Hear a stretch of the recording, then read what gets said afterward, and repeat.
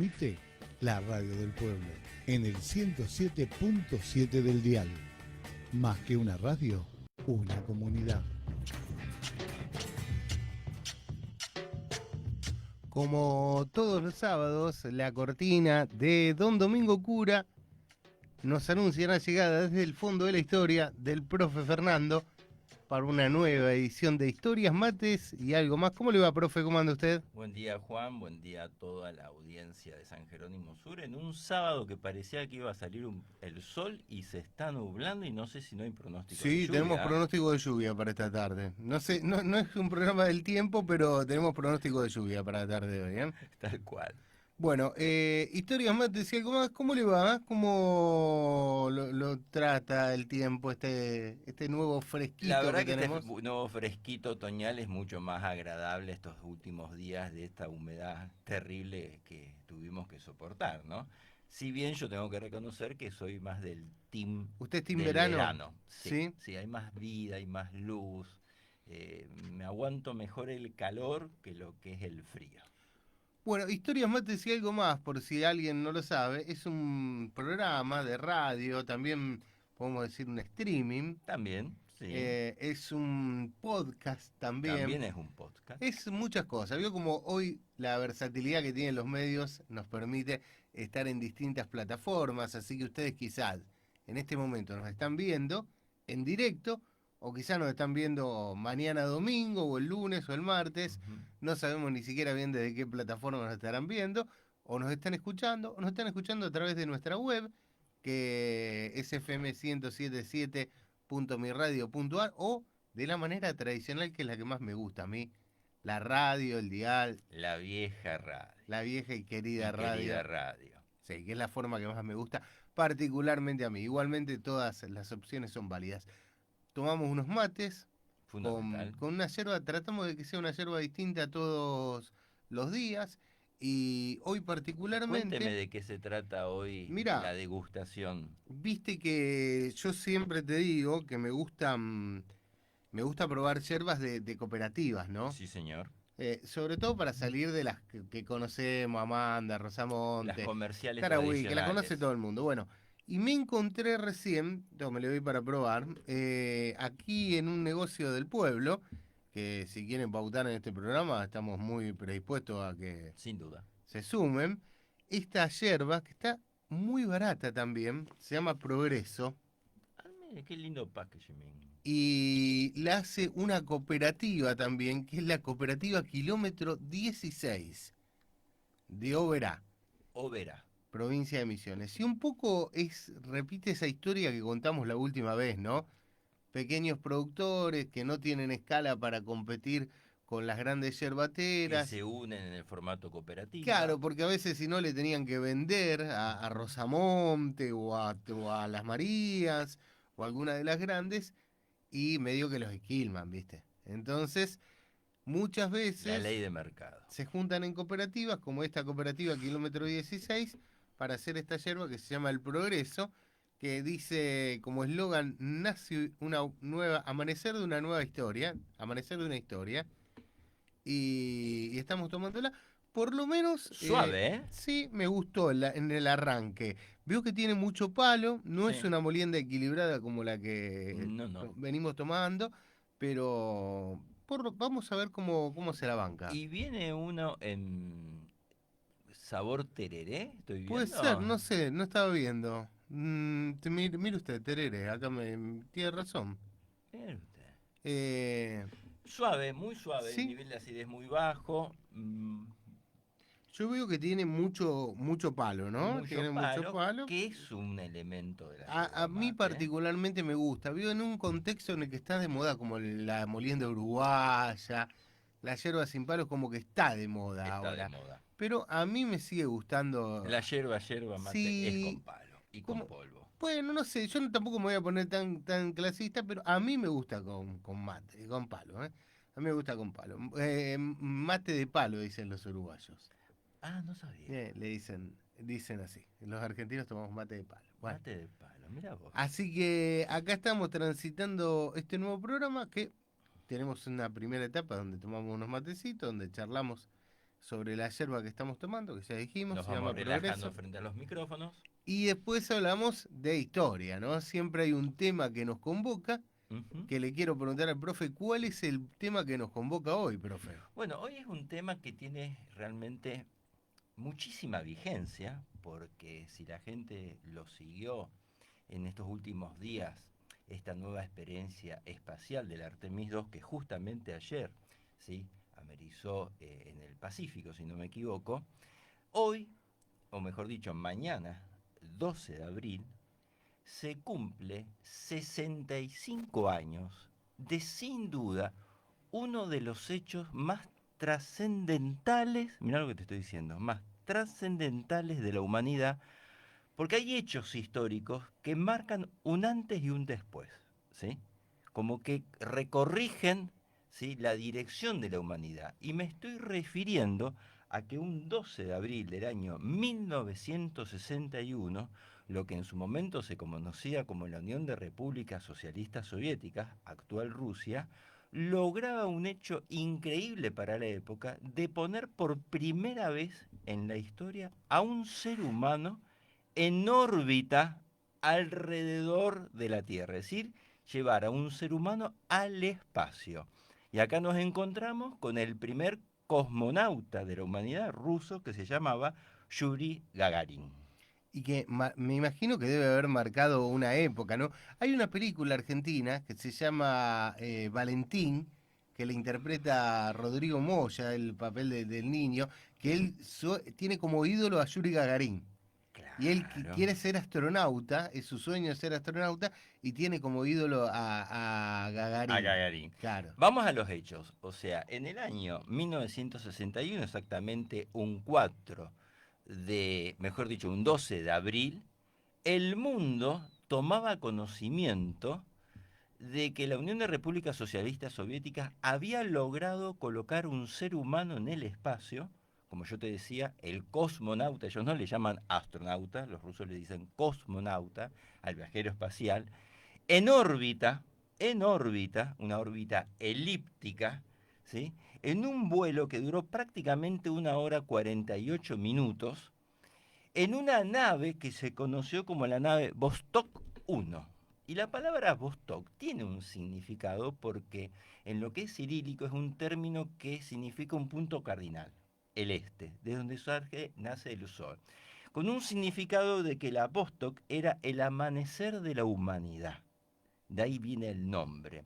Y esta persona, que en realidad era un piloto de la Fuerza Aérea, logra esta hazaña en un momento muy particular del mundo, en pleno desarrollo de lo que se llamaba la Guerra Fría. Claro, yo te iba a preguntar eso, ¿no? ¿Qué mundo era ese de Ah, 1961 en el que Rusia decide mandar este hombre al y espacio? acá es importante un poco, brevemente, para poder entender el contexto histórico internacional, que se conocía como la Guerra Fría. Nosotros sabemos en 1945, termina la Segunda Guerra Mundial, termina la Guerra del Pacífico, Norteamérica se transforma en una verdadera potencia atómica con un hecho lamentable, que es el bombardeo por primera vez en toda la historia del mundo, de un bombardeo atómico de las dos grandes ciudades japonesas, Hiroshima y Nagasaki, con un artefacto atómico, bomba atómica.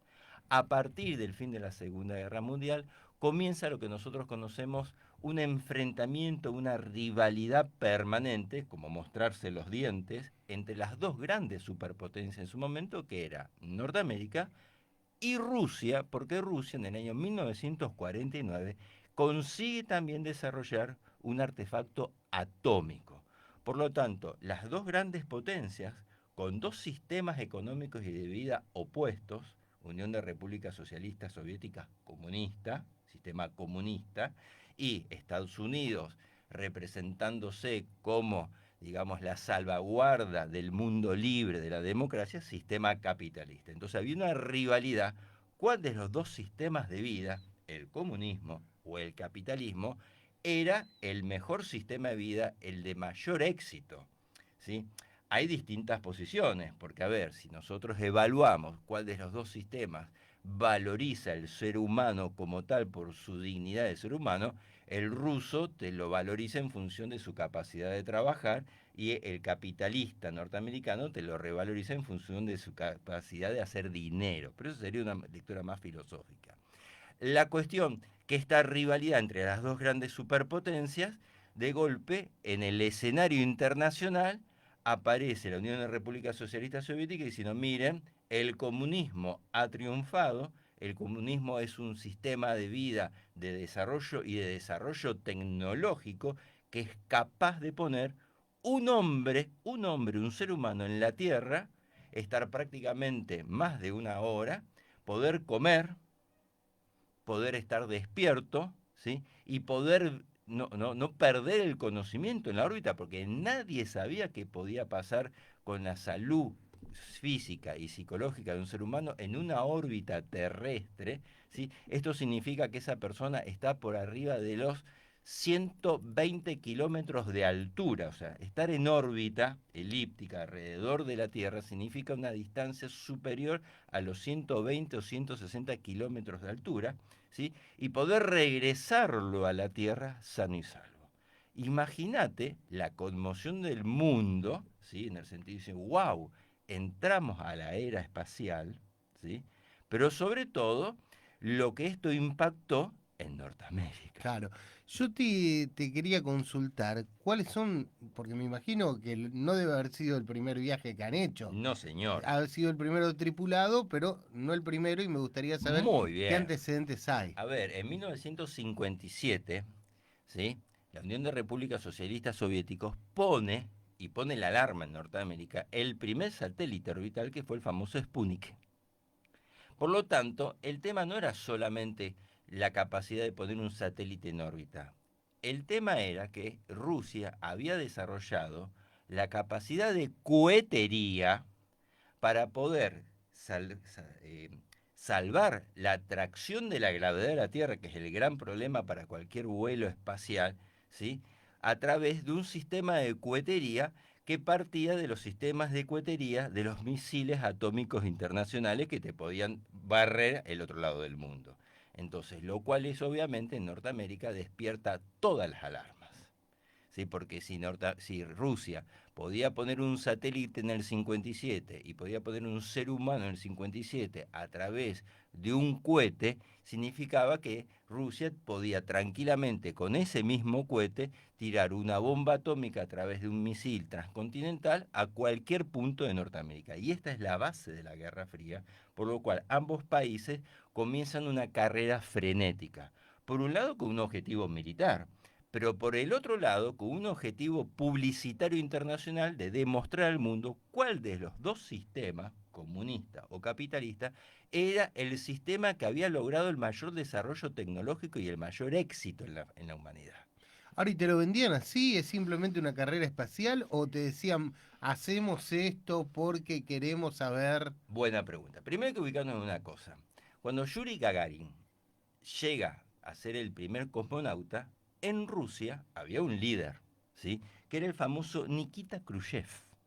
Nikita Khrushchev había nacido de una familia campesina, había trabajado primero en el campo, había trabajado en las minas del Donbass, en Ucrania, ¿viste? Ujú. Y después había trabajado en las industrias siderúrgicas, donde él comienza toda una actividad sindical, entra en la política y llega a ser el premier ruso, es decir, lo que sería el presidente de la Unión de Repúblicas Socialistas Soviéticas. Ese era el perfil de Nikita Khrushchev, una persona que había surgido, ¿sí?, desde el ámbito laboral, industrial.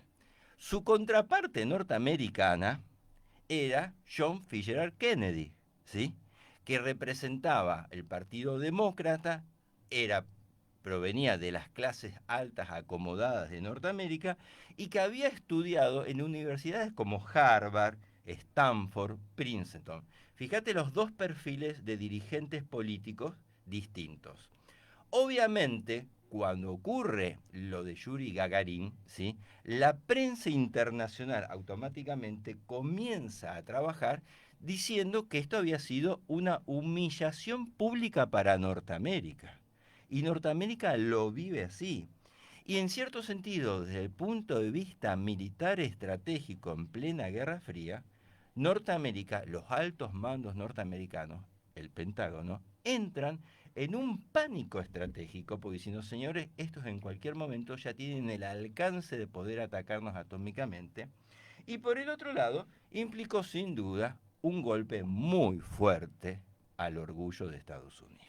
Bueno, vos sabés que cuando hay hechos que tienen que ver con cuestiones más actuales, siempre me abro algún diarito de esa época, Las fuentes. y justamente lo que vos decís queda retratado en este título de un diario rosarino, que era el diario Crónica, que estoy viendo lo dirigía Néstor Joaquín Lagos. No sé si tendrá Sí, algo que y ver con lo... creo que era de edición vespertina, si no me equivoco. Puede ser, la verdad que no lo sé. Y el título que tiene, referido a lo que estás contando, la actual supremacía espacial rusa inquieta a los Estados Unidos.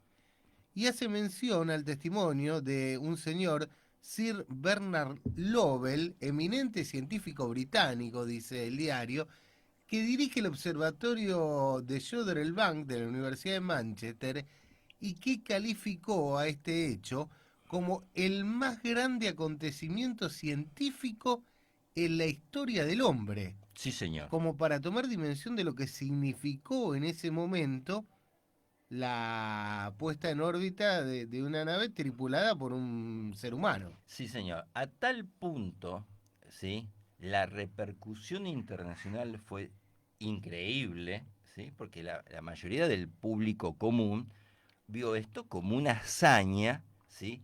Como que los viajes de Julio Verne Ujú. iban a ser posibles.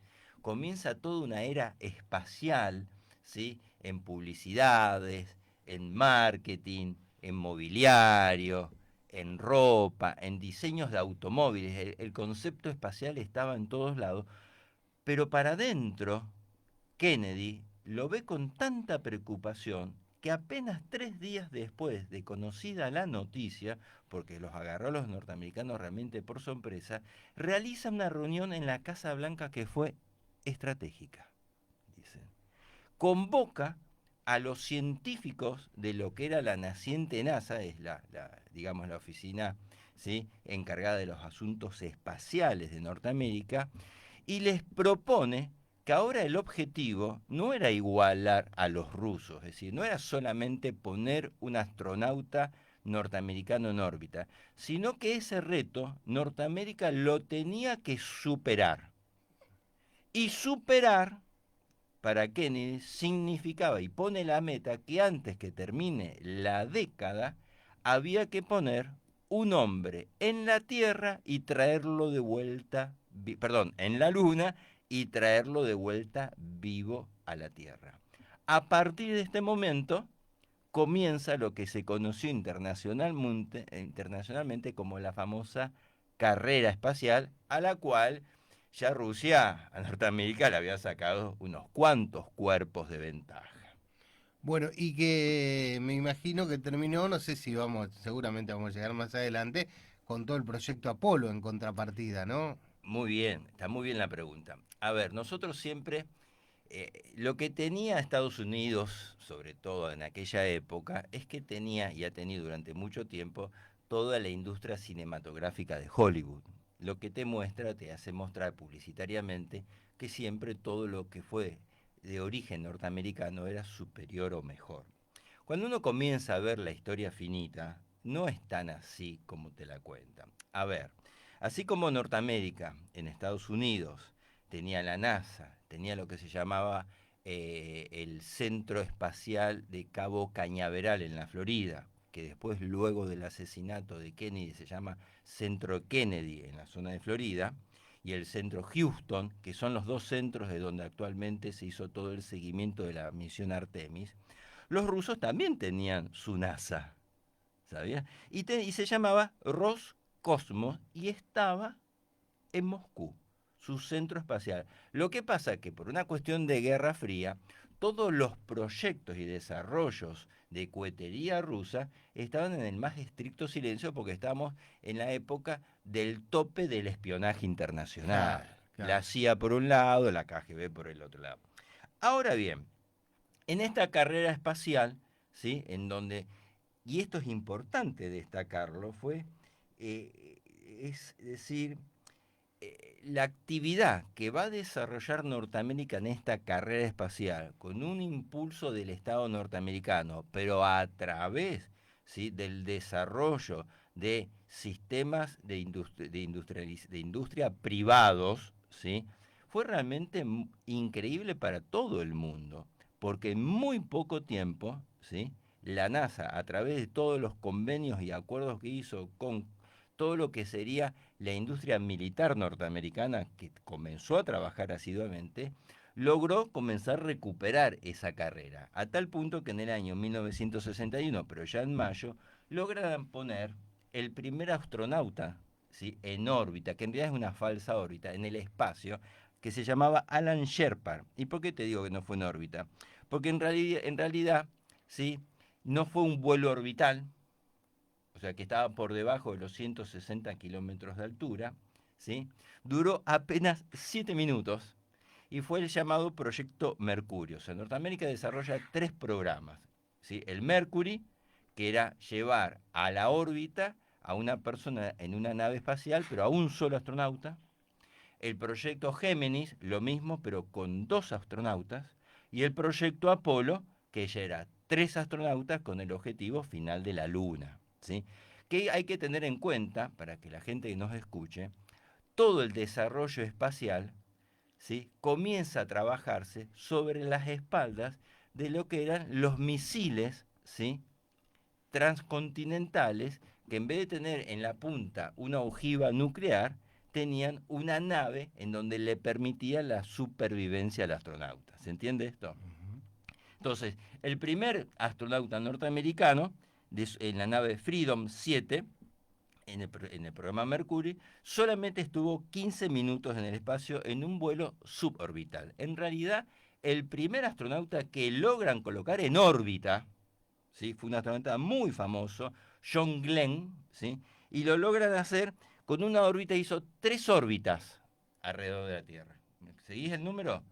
3 órbitas alrededor de la Tierra en una nave llamada Friendship, ¿sí?, 7.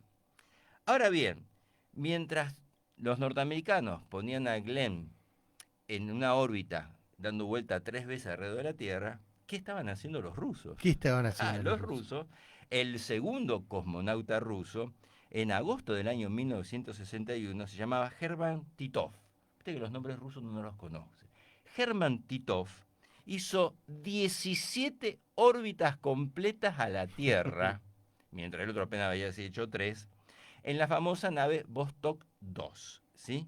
O sea, lo tuvieron un día entero en órbita a la Tierra y demostraron que una persona joven podía ser astronauta. Pues ¿sabes cuántos años tenía Herman? Apenas 25 años.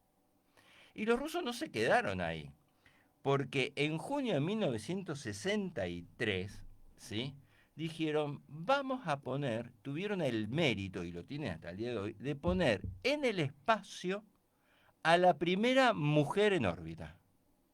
¿Me seguís? Esta mujer se llamaba Valentina Tereshkova. Y vos decís, ¿era piloto de la Fuerza Aérea Rusa como habían sido los anteriores? No. Trabajaba en una fábrica de hilado. Si bien tenía una ficción, o sea, un gusto, una inclinación a los vuelos, una inclinación al paracaidismo, no era personal militar. Claro. Y me imagino también lo simbólico que es poner no solo un ser humano, sino un obrero Un en obrero, órbita, ¿no? mujer. ¿Y qué hizo Rusia? En las Vostok 3 la subieron.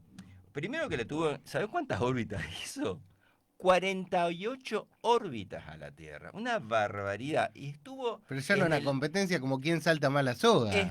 claro, fíjate la carrera. Y estuvo 3 días orbitando, ¿sí?, demostrando Rusia que no tenías que ser un piloto profesional o un piloto militar para poder poner una persona en el espacio. Esa es la visión que tenía Rusia, como diciendo, cualquier persona se puede llevar al espacio.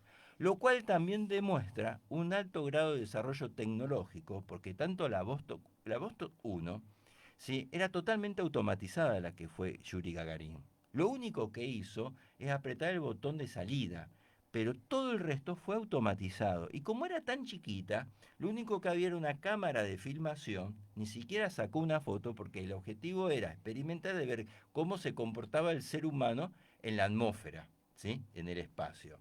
Pero tanto las Vostok 2 como la Vostok 3, ¿sí? Que fueron un poco más avanzadas, eran totalmente automatizadas. O sea, el astronauta era muy poco lo que tenía que hacer y todo estaba regulado automáticamente y guiado por el centro en Moscú.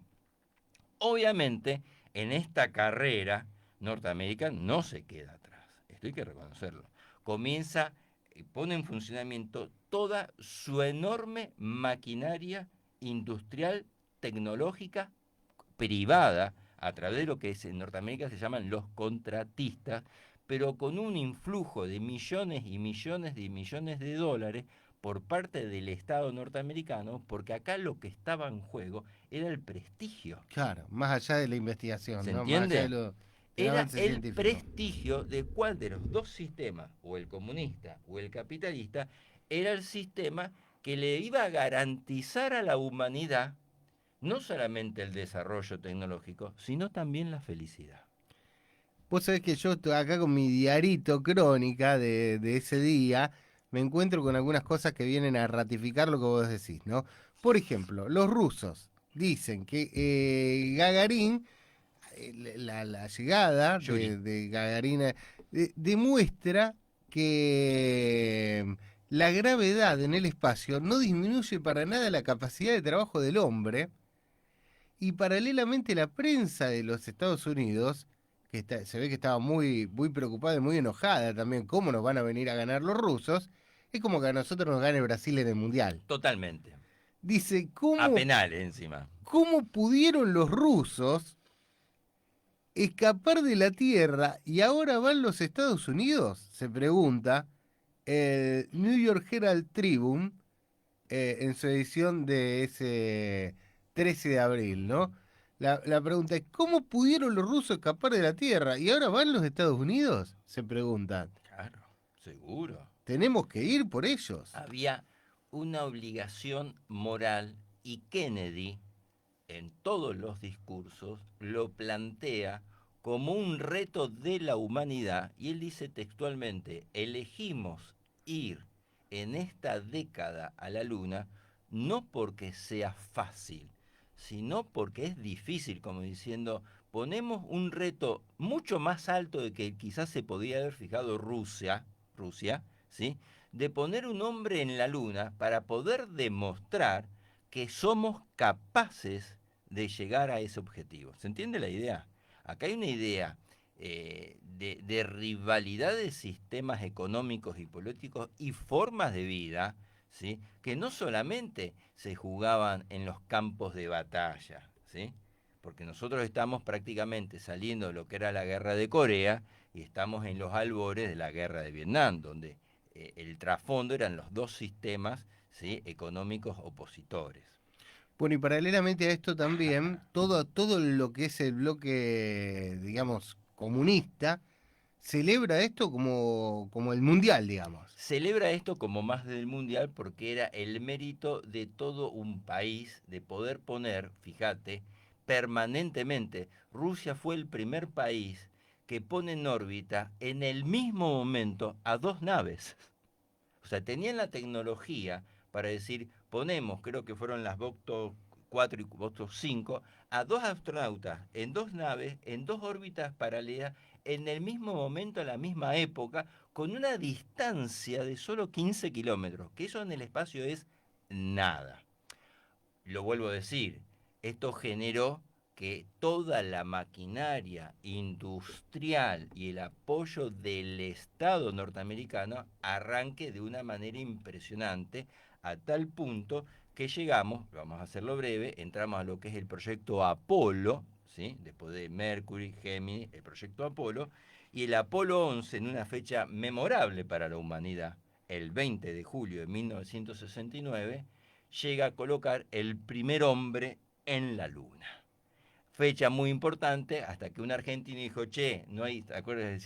Hay que poner un día para el Día del Amigo y deciden poner en Argentina, y se hizo después casi mundial, que el Día del Amigo es justamente el 20 de julio, los 20 de julio. Así que bueno, seguramente tanto este día, el 12 de abril del 61, como el 20 de julio de 1969, han sido días en los que todo el mundo estaba pendiente de qué pasaba en el espacio. Todo el mundo, porque la carrera venía vertiginosa. Fíjate, hubo prácticamente 12 misiones Apolo. La Apolo 1, que fue realmente una tragedia terrible, porque en una de las prácticas que se realizaba en Cabo Cañaveral, se incendia la nave, ¿sí? Se incendia el habitáculo, el módulo, donde estaban los astronautas por una diferencia de presión, porque se utilizaba oxígeno puro. Por lo tanto, la menor chispa, eso era una llama. Mueren los 3 astronautas, esto genera un freno en el proyecto Apolo, o sea, Norteamérica no se queda atrás, de este fracaso, ¿sí? Vuelve con más fuerza, desarrollan el Apolo 7, el Apolo 9, que orbitaron la Tierra, desarrollan el Apolo 8 y el Apolo 10, que orbitaron la Luna como lo hizo la Artemis 2. O sea, lo que hizo la Artemis 2 no es nada nuevo.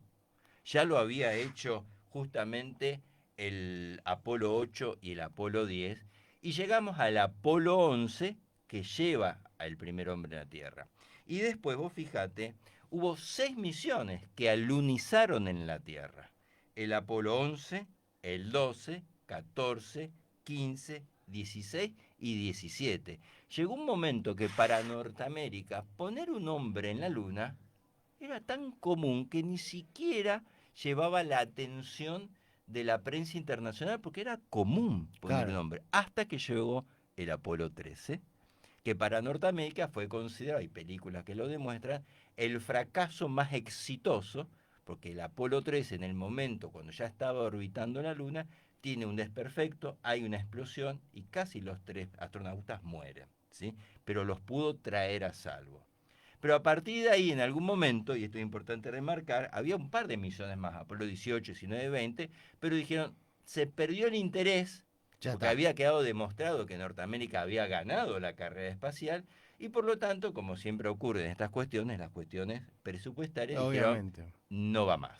Vos sabés que hablé en la semana con nuestro amigo Adrián Arquiola, que es el director del Observatorio Astronómico de Funes, y justamente hacía mención a esto, ¿no? Que los costos hoy de viajar al espacio son infinitamente menores de los que eran en la década del 60, por ejemplo. Infinitamente menos. Vos calculás que la computadora del módulo lunar Eagle, que llegó por primera vez a la Luna, la capacidad de memoria era ínfima. Nosotros la multiplicamos por cientos en un celular común, ¿sí? O sea que realmente el desarrollo tecnológico en las últimas décadas permitió abaratar costos. Pero que hay un dato que yo te quiero decir que está muy importante y tiene que ver también con nuestro país, la Argentina. Ujú. Porque uno siempre habla de los astronautas, que es la figura, el rol protagónico en que se lleva la fama. Pero Norteamérica nunca hubiera llegado a la Luna si no hubiera sido por una persona que fue el que diseñó todo el proyecto espacial, y sobre todo fue el que diseñó el famoso, ¿viste? El cohete Saturno 5, que era alargado, enorme, toda la cohetería norteamericana que le permite a Norteamérica llevar a la Luna. Y vos fíjate lo que es la historia, no era un norteamericano, ¿Y de dónde era? era un alemán. Y no solamente era un alemán científico, sino era un alemán que fue en que había desarrollado, uno de los principales científicos alemanes, que había desarrollado la cohetería, el principio de la cohetería en la Segunda Guerra Mundial para la Alemania nazi. Claro. Estamos hablando de la B1 y de la B2.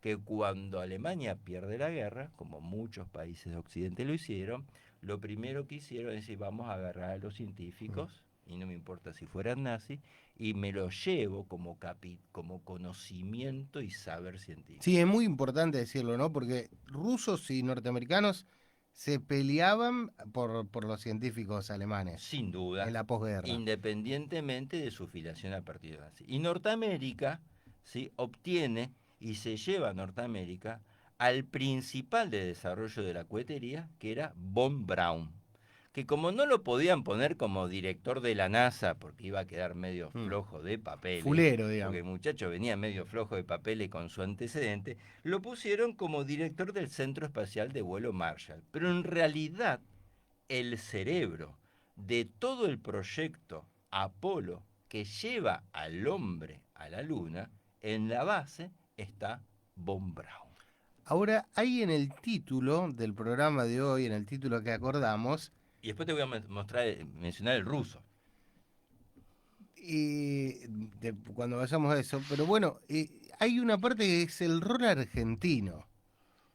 Y me interesa saber qué rol ocupa nuestro país en la conquista del espacio, porque sí sabemos que, por ejemplo, tenemos la CONAE acá, Bien, acá en la Argentina. No sé si muchos países del mundo tendrán una CONAE como tenemos nosotros. bien, para eso tenemos que hacer historia. Década del 60, ¿sí? El hombre había llegado a la Luna. La carrera espacial, ya se decía, bueno, la ganó Norteamérica. Obviamente Rusia también por cuestiones presupuestarias no tenía ningún interés de poner un nombre en la Luna. Ahora sí. ¿Qué pasa con el resto de los países? ¿Sí? Bueno, en Argentina, y esto hay mucha gente que no lo sabe, Argentina fue el principal país de América Latina, o de América, después de Norteamérica, que tuvo el desarrollo aeroespacial más importante a la altura de Norteamérica y Rusia. Mirá lo que te estoy diciendo. ¿Por qué? Porque en el año 1967, ¿sí? Argentina comienza a desarrollar lo que es la cohetería, ¿sí? Que es lo que te permite escapar de la fuerza de gravedad y poner algún objeto o algún ser vivo en órbita, o en la baja órbita, y pone un ratón. Llamó el ratón Belisario, lo lleva no en una órbita, sino lo lleva a una altura de casi 89 kilómetros de altura, una subórbita, logra ponerlo a ese nivel y logra recuperarlo con vida, cosa no poco común. Pero no se quedaron ahí en Argentina, pues vamos a ver los nombres. Porque del año 1969, un 23 de diciembre, la Argentina, sobre todo a través de su desarrollo tecnológico, a través de Fuerza Aérea también, en una operación que le llamó Operación Navidad, logró colocar un ser vivo en órbita, aparte del ratón, que era un mono misionero, conocido como el mono Juan. No solamente logra ponerlo en una subórbita, sino que lo recupera con vida, lo cual pone a la Argentina en un vuelo de una duración aproximadamente de 15 minutos, a partir de la fabricación de un cohete de producción 100% nacional que se llamaba el Canopus 2, ¿sí? Que permitió un vuelo suborbital de 82 kilómetros de altura. Con estos datos que yo te estoy diciendo, Argentina se colocaba en la década del 60 en la cuarta posición de potencias, ¿sí? Con capacidad espacial. Primero venía Norteamérica, Rusia, tercero venía Francia y cuarto venía la Argentina. ¿Sí? Mirá lo que te estoy diciendo. ¿Y esto por qué se debe? Vos lo dijiste muy bien. Porque en la Argentina tenemos tres figuras, casi los tres mosqueteros del aeroespacio galáctico, uno podría decir, ¿sí? Que prácticamente hoy están desconocidas, pero fueron los pioneros de los vuelos espaciales en Argentina, ¿sí? Y te voy a decir el primero, y ahí vamos a ir después a las instituciones. El primero se llamaba Teófilo Tabanera. Teófilo Tabanera era un mendocino, ¿sí? Que se había formado como ingeniero en la Universidad Nacional Pública de La Plata, era un ingeniero, era un apasionado por el espacio y está considerado el padre de la astronáutica argentina, porque una persona que tenía vínculo directo con los centros internacionales de aeroespacio, ¿sí? Y es uno de los principales promotores y generadores de que Argentina desarrollara un sistema de cohetería, porque él decía, ya en la década del 50, que Argentina tenía la capacidad, si quería, de poner un hombre en la luna. ya no como una carrera espacial en contra de Norteamérica, sino como una visión de desarrollo tecnológico nacional y de No soberanía. lo hacemos porque no tenemos ganas, pero si quisiéramos. Exacto. A tal punto, y esto es justo y nobleza obliga a reconocerlo, que el presidente Arturo Frondizi, viendo los acontecimientos internacionales, en el año 1960 crea la Comisión Nacional de Investigaciones Espaciales y pone a Teófilo Tabanera como presidente de esa comisión. Ahora, ya Teófilo venía corriendo una buena carrera espacial porque en el año 1949 crea en Argentina la asociación, mira el nombre, Asociación Interplanetaria Argentina, Interplanetaria. porque ya había una asociación interplanetaria británica, porque el resto de las grandes naciones venía corriendo sobre este tema, y Argentina no se queda atrás. Entonces, vuelvo a repetir este hombre, Teófilo Tabanera, mendocino, formado en la Universidad Pública de La Plata como ingeniero electromecánico, realmente un idóneo total, porque obviamente no había mucho desarrollo en el país, que fue uno de los artífices de la cohetería argentina con 3 cohetes que se desarrollaban, uno, el Alfa Centauro, el Orión 2, que es en que logra poner al mono Juan en la subórbita, y el Canópulo. Esta es la base del desarrollo aeroespacial argentino.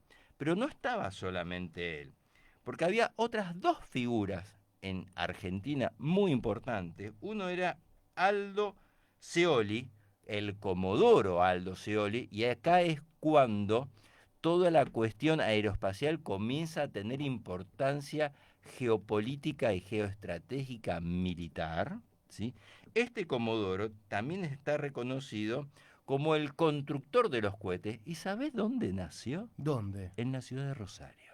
Esto muchos rosarinos no lo saben. Y esta persona, que se formó en la Universidad Pública de Córdoba, ¿sí? ¿Sí? Fue el principal desarrollador de la primera, uno podría decir, Cabo Cañaveral o Cabo Kennedy en Argentina, que fue el Chamical en La Ujú. Rioja. En La Rioja, en una localidad llamada el Chamical, estaba el centro de cohetería argentina, desde donde se mandaban los cohetes a órbitas bajas siempre, ¿sí? Ese era como la NASA nuestra, podríamos decir, el Chamical. Y la tercera persona que hay que mencionar, nobleza obliga, era Pedro Pascual, que era el impulsor científico.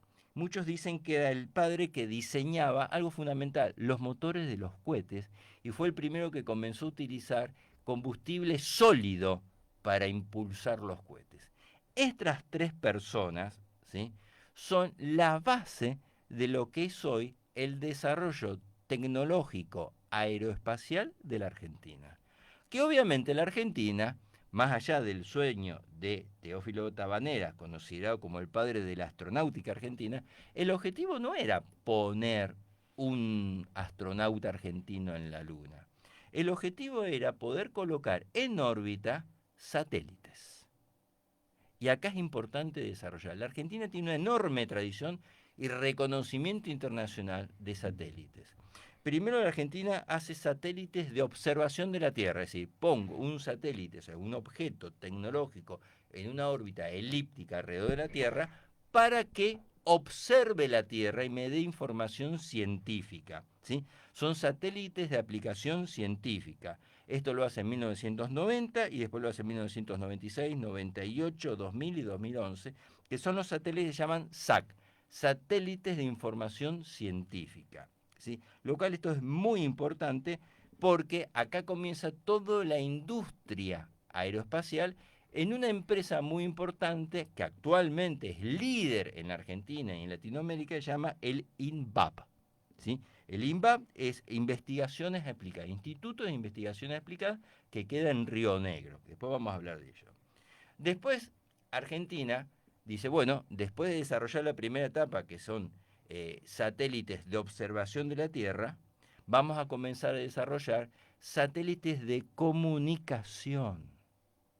Muchas de nuestras comunicaciones por teléfono, por televisión digital, por celular, se realizan en el cono suramericano, no solamente para Argentina, sino para todos los países de América, incluido Canadá, a través de satélites de comunicación construidos en Argentina. Y acá estamos entrando a lo que se llama la generación de los satélites ARSAT, que significa Argentina Satélite. Probablemente estemos saliendo ahora a través de la web gracias Sin a duda, sin duda. algún satélite ARSAT. Sin duda. Y ahí tenemos el ARSAT 1, 2014, que está activo, superando sus años de vida. Tenemos el ARSAT 2 en el 2015, que también está activo.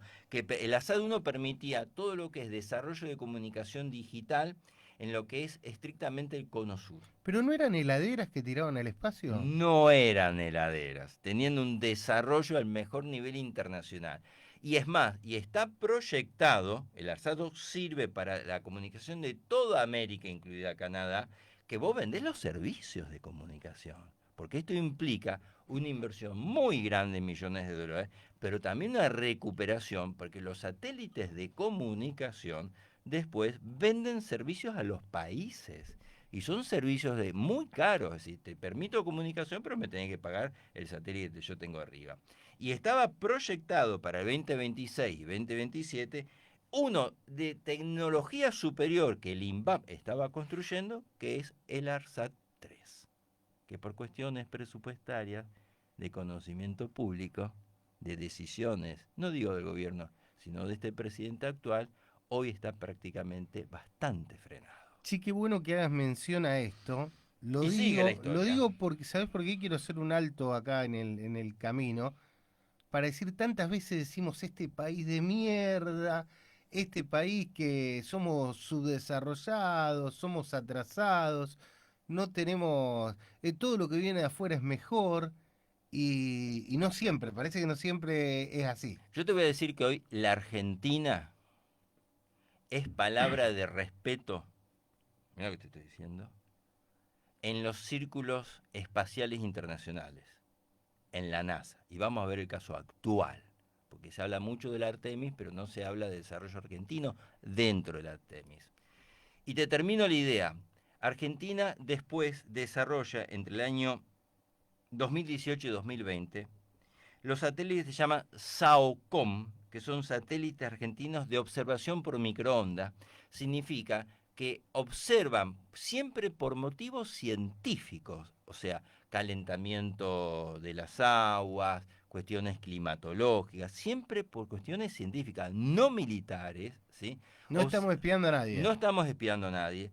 Desarrolla observación de la Tierra, pero no en forma óptica, o sea, con ópticas especiales, porque cuando vos tenés nubosidad no se ve, sino en función o a través de lo que es sistema de, como si fueran microondas, no las microondas donde vos calentás la comida, o sea, sistemas tecnológicos que permiten seguir observando la Tierra por más que ese lugar o ese territorio tenga una tormenta, así te lo digo groseramente.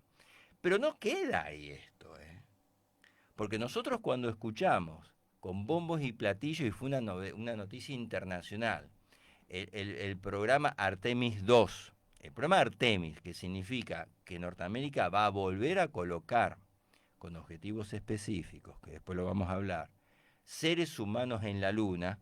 El Artemis 2 lo que hizo es toda la previa, dice, a ver, vamos a pegar la vuelta por la Luna a ver si todos los sistemas van bien.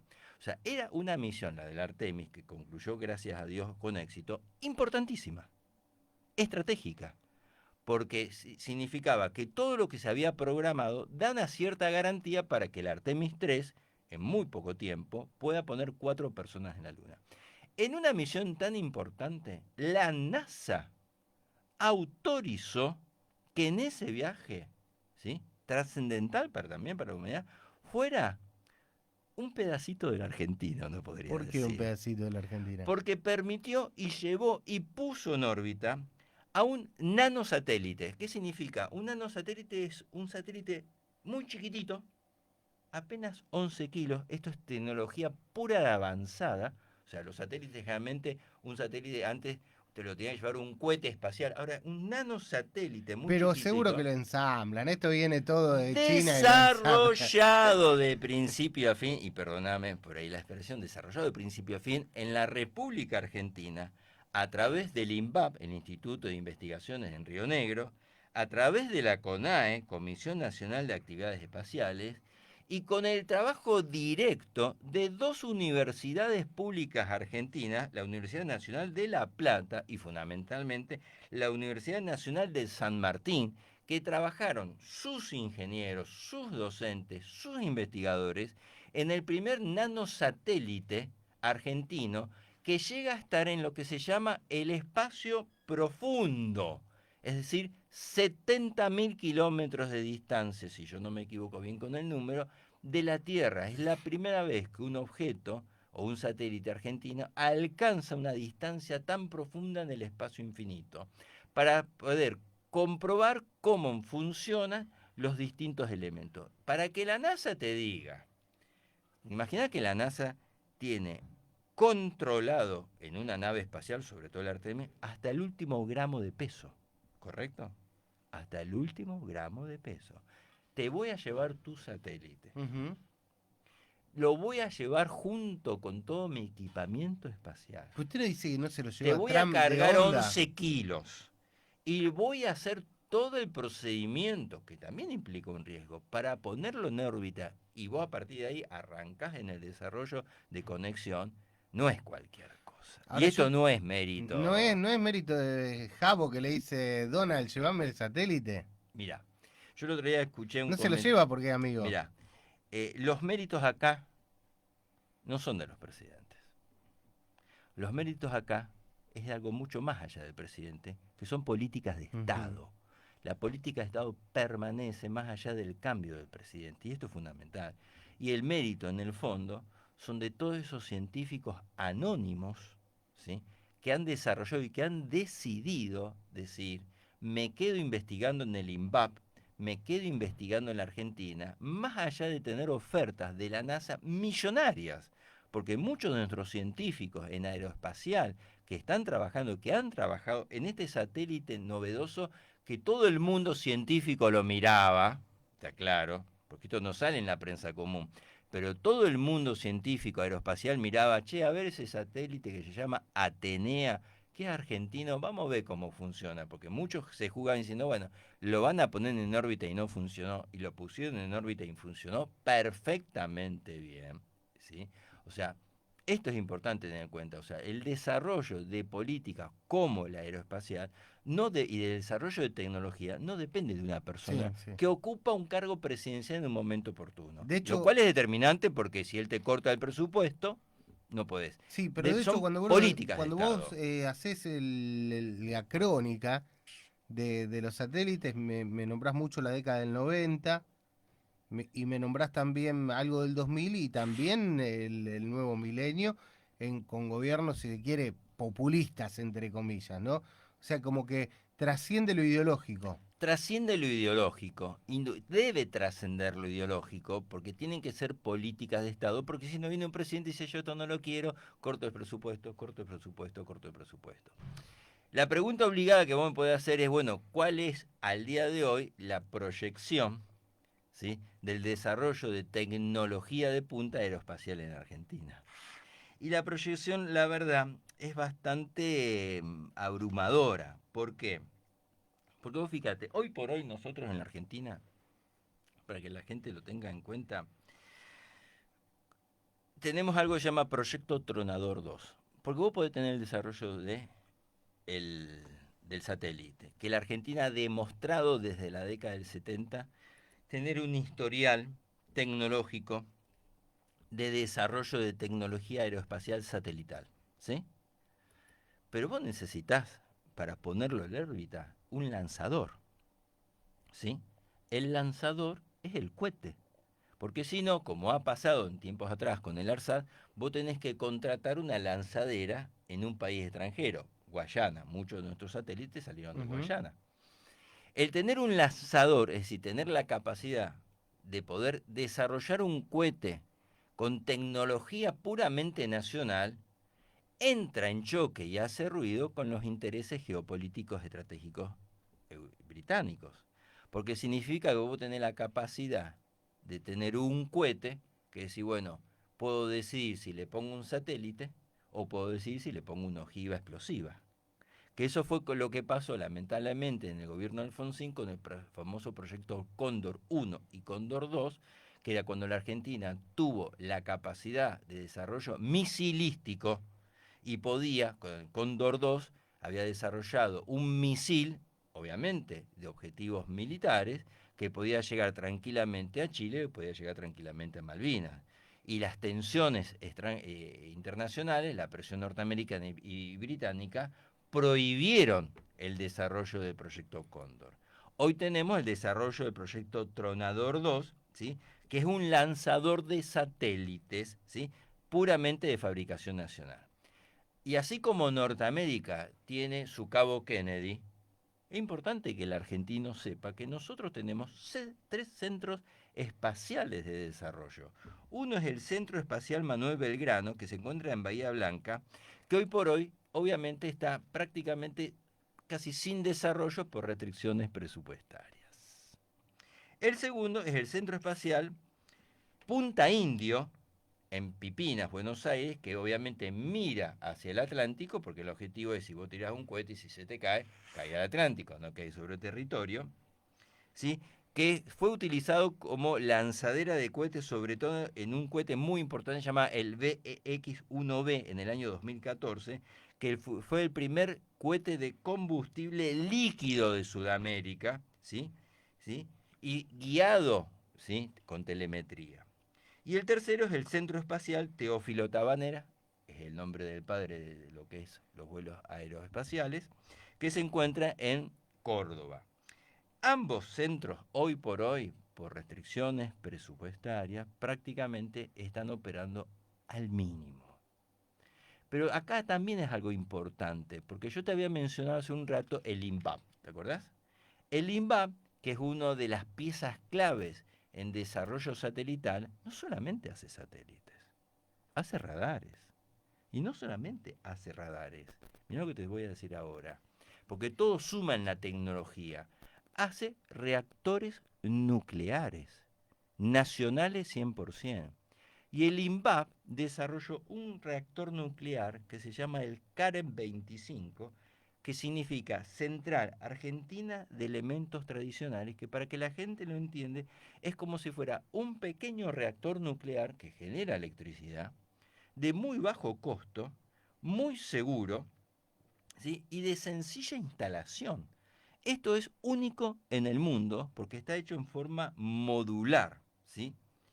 Y el 100% de ese diseño, de ese mini reactor, que vos lo podés vender a todo el mundo porque es fácil, bueno, bonito y barato, diríamos, ¿sí?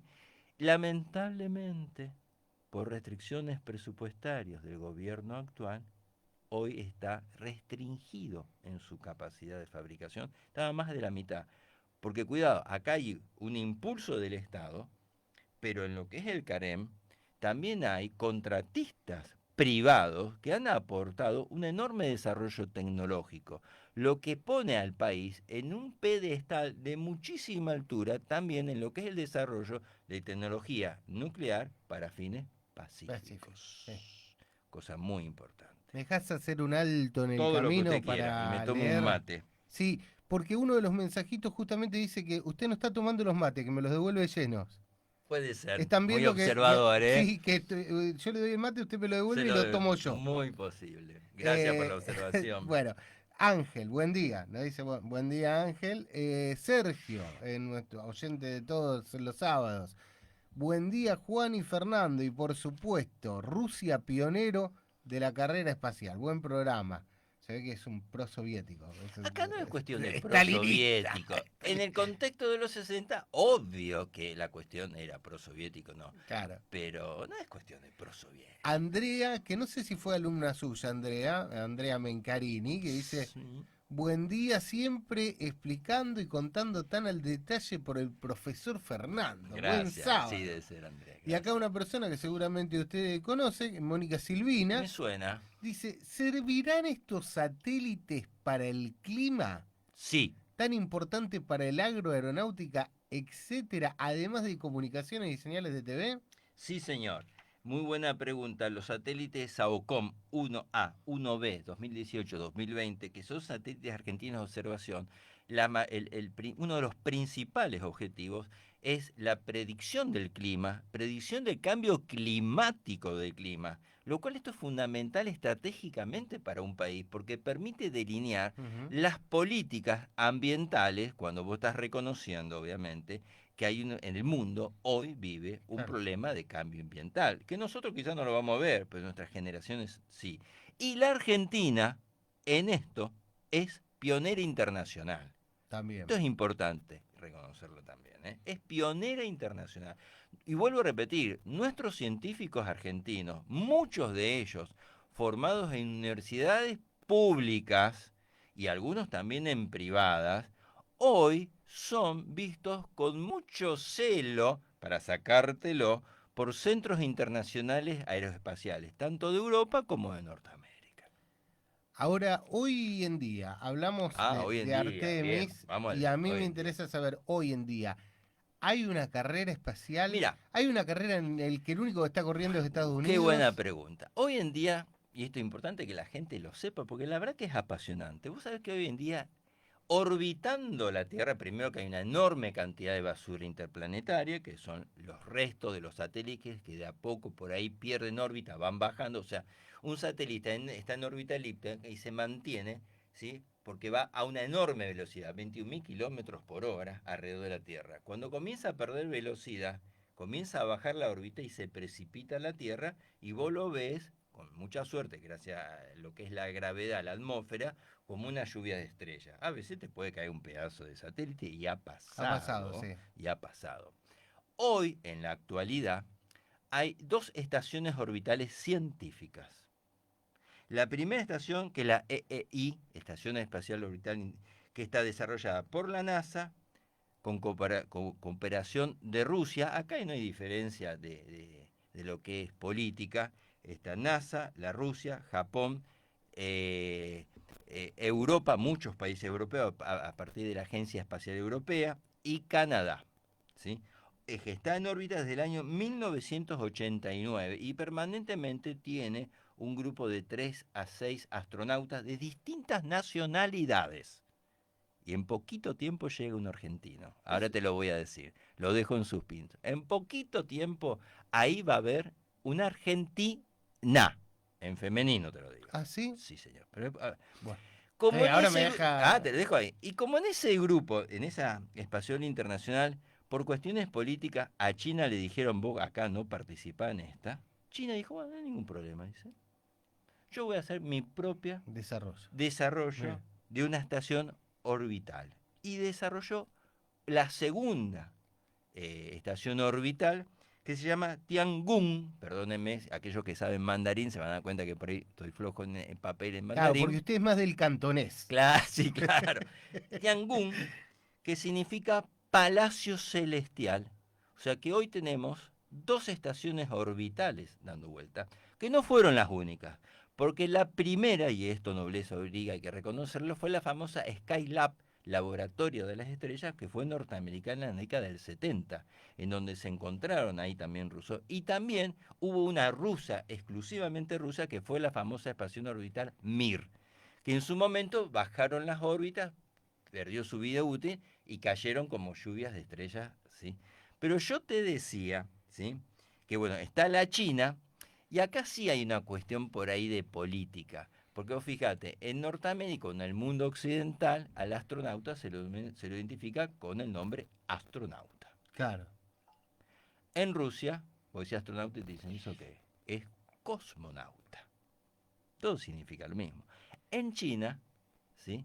No es ni astronauta ni cosmonauta. Se llama taikonauta. ¿Taikonauta qué es?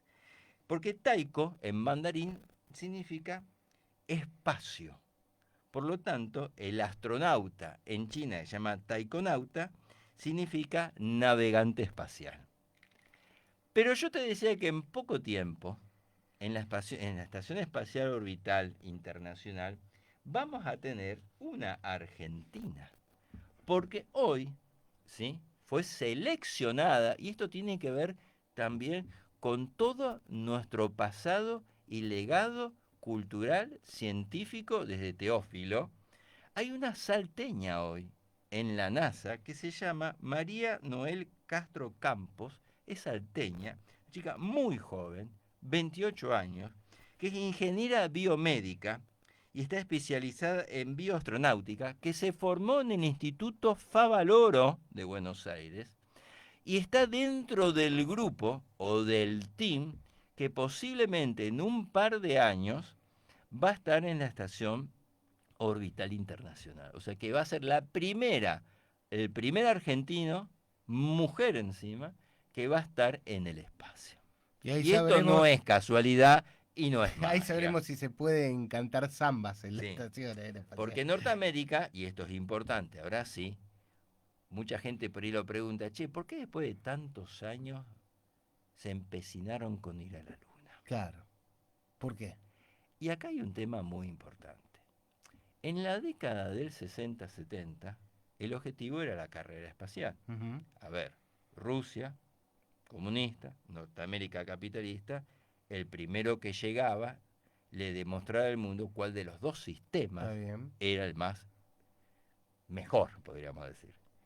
Acá el objetivo ya es otro. Acá el objetivo es quién es el primero que asienta en la Luna una base lunar permanente para marcar en cierto sentido, por más que los congresos internacionales dicen que el espacio es de todos, el universo es de todo, la Tierra es una cuestión internacional, para marcar como diciendo, acá yo soy el primero que plantó bandera, la bandera es un símbolo de soberanía muy importante, que Norteamérica siempre lo hizo clarito, desde el momento que llegó la Luna, como diciendo, yo estoy acá, yo puse mi primera base lunar acá, y yo decido a partir de acá, estamos hablando de muchos años para adelante, quién tiene el derecho y quién no tiene el derecho, quién tiene el permiso y quién no tiene el permiso, de poder explotar ciertos recursos naturales que se supone tiene la Luna. Ese es uno de los objetivos. En realidad, la versión oficial que se da es que si el objetivo al día de futuro es llegar a Marte, vos tenés que escapar de la gravedad de la Tierra. Claro. Y si estás en la Luna, para llegar a Marte, como el espacio no hay gravedad, no hay fricción. Y existe lo que se llama el movimiento lineal indefinido, o sea, un mínimo impulso, Un empujoncito minúsculo, te permite llegar a kilómetros de distancia, ¿sí? Utilizando sobre todo el sistema de gravedad de los astros, que fue lo que hizo el Artemis II, porque si uno ve lo que hizo el Artemis II es, ¿por qué sale y le pega una vuelta alrededor de la Luna? Porque lo usa como tirabuzón, ¿sí? Utiliza la gravedad de la Luna, hace los retrocohetes, tira un golpecito de cohete. Claro. Ese movimiento, como no hay fricción, porque no hay oxígeno, no hay gravedad, en el espacio es un movimiento indefinido, y hace lo mismo alrededor de la Luna y vuelve. ¿Se entendió? ¿Usted qué piensa con lo cara que está la nafta? Con lo cara que la está, porque aparte llevar combustible implica mucho peso en una nave. Desde la Luna, que fue, y te digo más, en realidad el objetivo de este visionario que fue Von Braun. Von Braun en la década del 60 decía, señores, hay que colonizar la Luna, porque desde la Luna al Marte hay un empujoncito. Ese fue el proyecto Apolo después. Lo que pasa es que después cuando llegamos con problemas presupuestarios, viene el gobierno de Ronald Reagan, y Ronald Reagan dice, nada de la Luna, vamos a hacer lo que se llamó la estrategia de la guerra de las galaxias, es decir, vamos a utilizar algo que se llama el transbordador, ¿te acordás? Como el Challenger que explotó, el Atlantis, ¿sí? Que permiten colocar satélites militares secretos alrededor de la atmósfera de la Tierra para poder observar a todos los países del mundo, que es lo que te hacen hoy. O sea, hoy en Norteamérica, y esto lo ha dicho Trump, hay algo que se llama la fuerza espacial. La fuerza espacial es la capacidad militar que tiene Norteamérica, que desde el espacio, con sus satélites, te espía. Y algunos especulan que desde el espacio, esto también lo hace Rusia, te pueden mandar un misil directamente. ¿Se entiende lo que estoy diciendo? Se entiende perfecto. Que ahí fue cuando cambió el objetivo visionario de Von Braun hacia un objetivo más estratégico militar, y entramos en lo que se llamaba en la década del 80 la guerra de las galaxias, en apología a lo que era esa famosa película. Bueno, ¿qué nos queda en el tintero, profe? Y la verdad que yo me he quedado con poca saliva ya Pero yo creo que lo que queda en el tintero es tener en cuenta que Argentina en su momento tuvo y tiene una capacidad de desarrollo científico, yo te diría casi inimaginable, ¿sí?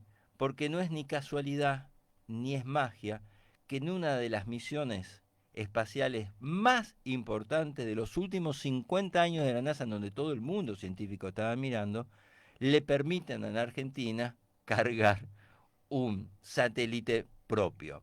Y tampoco es casualidad y tampoco es magia que hoy por hoy una argentina como esta chica salteña nos esté representando para una futura misión espacial. Esto es lo que significa que Argentina siempre ha tenido un desarrollo de tecnología de punta y te digo más, dos datos importantes. Yo te dije que en la década del 60 Argentina era la cuarta potencia aeroespacial mundial, pero desde el punto de vista de cohetería utilizada desde la Antártida, donde la atmósfera es distinta, Argentina fue la segunda potencia, la tercera potencia mundial en tirar cohetes a baja órbita desde la Antártida. Fíjate el nivel y la complicación que implica desarrollar todo un sistema de cohetería desde la Antártida en la base Marambio. Mirá hasta qué punto, hasta qué alta puso la vara Argentina, que hoy no hay ningún país de Latinoamérica que la iguale.